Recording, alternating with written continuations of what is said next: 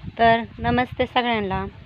हे पाठीमागं दिसते ना, तर हे आमचं सिमेंटाचं घर आहे। 5-6 महिने झाले ते घर बांधायचं, पण याला आहे ना, या तुम्ही बघू शकतात वर ह्या वरुंड्या बांधायच्या राहिल्यात आणि तोपर्यंत राहिला आम्ही इकडे हे बारीक सफर असं केलेलं आहे, तळवटाचं सफर केलेलं आहे।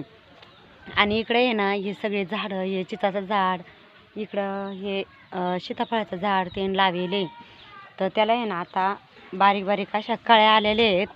तर हे काय अशा बारीक बारीक कळ्या आलेल्या आहेत याला। आणि हे पाठीमागे हे तिकडं वर दिसतात त्या शेवगाच्या शेंगा आहेत, गावरान गावरान असं शेवगाच्या शेंगा आहेत त्या। इतकं मस्त असं कालवण लागतं ना शेवगाच्या शेंगाचं, गावरान आहे ना तो, लयच असं मस्त शेवग्याच्या शेंगाचं कालवण लागतं।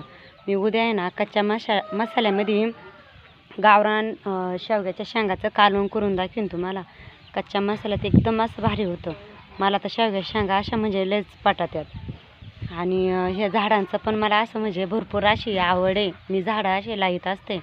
पण आमच्या इकडं कसं हे डोंगर भाग आला नाही इकडं, तर पाणी झाडांना दिलं पण ना, तरी पण ते पाणी आहे ना असं जिरून जातं। मग पाणी कमी एक उन्हाळ्यातला पहिला पाऊस आमच्याकडे झाला 2-3 दिवस झाले त्यावेळेस, आणि मग त्यामुळे हे झाडांना इतके भारी आलेत, कवळा पाला पण फुटला आहे त्यांना, झाडं असे मस्त आलेले आहेत।